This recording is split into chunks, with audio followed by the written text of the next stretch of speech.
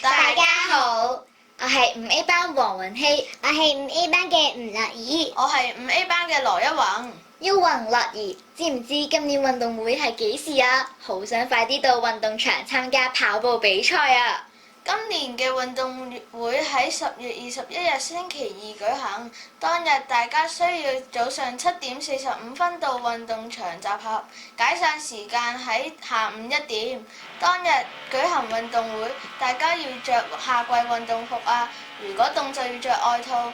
運動員可以帶跑鞋到運動場更換，記得唔可以着釘鞋。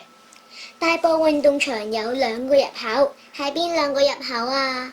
係啊，大埔運動場有2個出入口，一個近太湖花園，家長接送同自行都可以用呢個出入口；另一個喺新圍仔，校車同私家車都可以用呢個入口。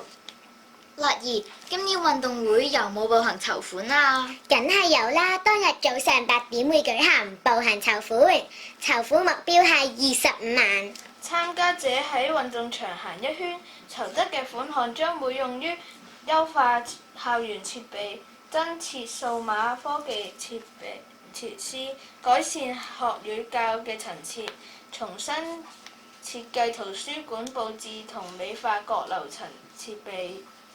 步行籌款除咗邀請3至6年級嘅同學環繞跑道步行1週外，我哋更加歡迎1至2年級嘅同學同埋家長自行前往運動場參加，希望大家鼎力支持。捐款者會收到一張夢勤慈善家貼紙，而捐款嘅金額達到一定嘅數目，就會有夢勤慈善家項目。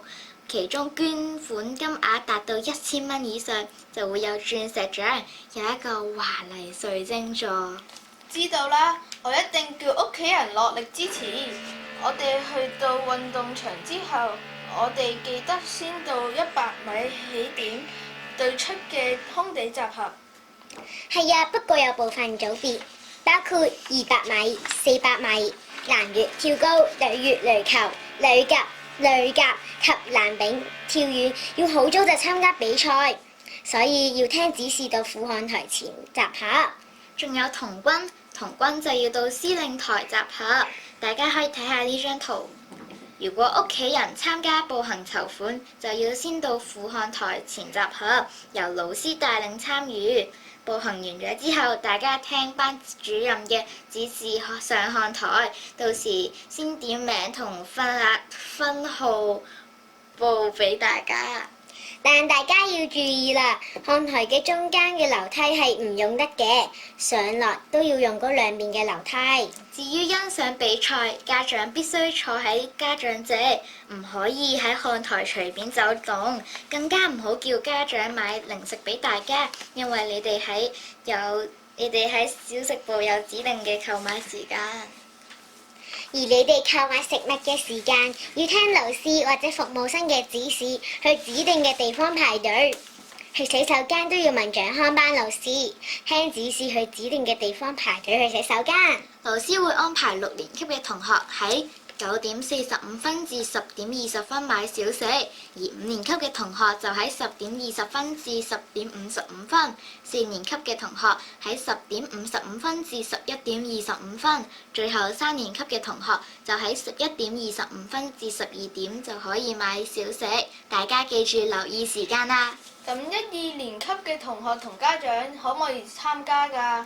梗係可以啦，雖然1、2年級嘅同學唔使參加比賽，但係都歡迎你同埋家長到運動場觀看比賽。而3至6年級運動員要注意啦，你哋喺看台除咗欣賞同學比賽，仲要為佢哋打氣之外，當日有宣佈時，你哋要保持安靜，留心佢哋宣佈。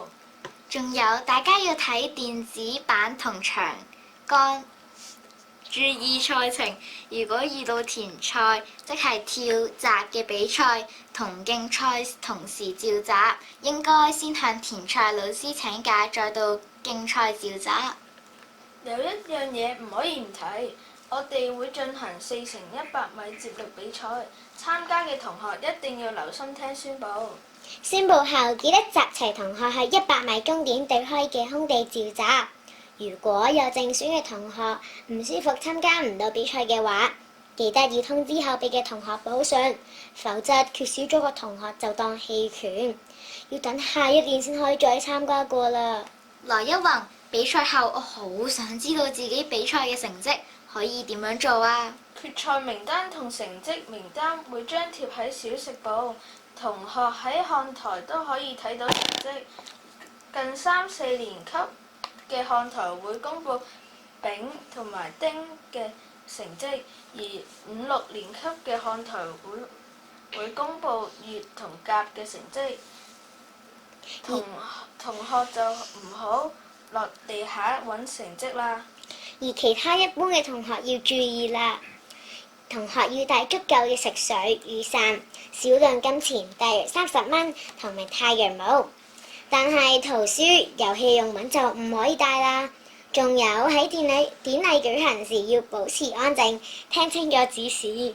而且緊急出口係看台中間嘅樓梯，如果同學要離開座位，要問準老師，然後用兩邊通道離開。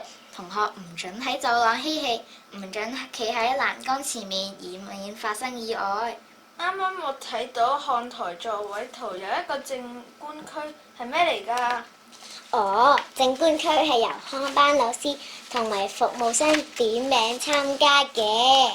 如果有同學唔遵守規則，就要由羅主任陪同於正官區欣賞賽事。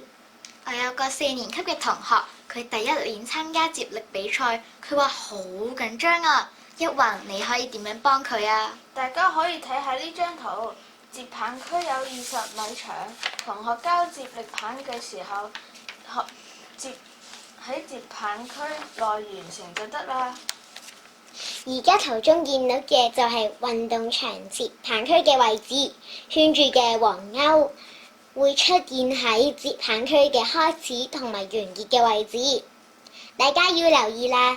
而家會播放一段接力影片俾大家欣賞，當中嘅同學喺大埔區田徑比賽取得佳績，大家都可以向佢哋學習㗎。好啊！大家留意第一線。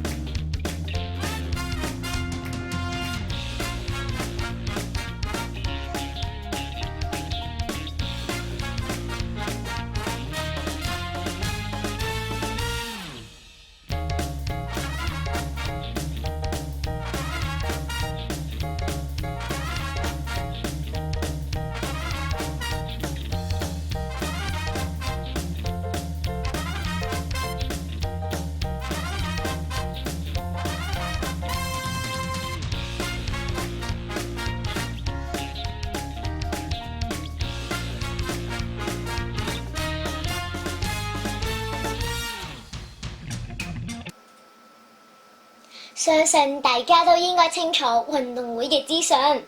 雲氣，我真係好想運動會快啲舉行啊！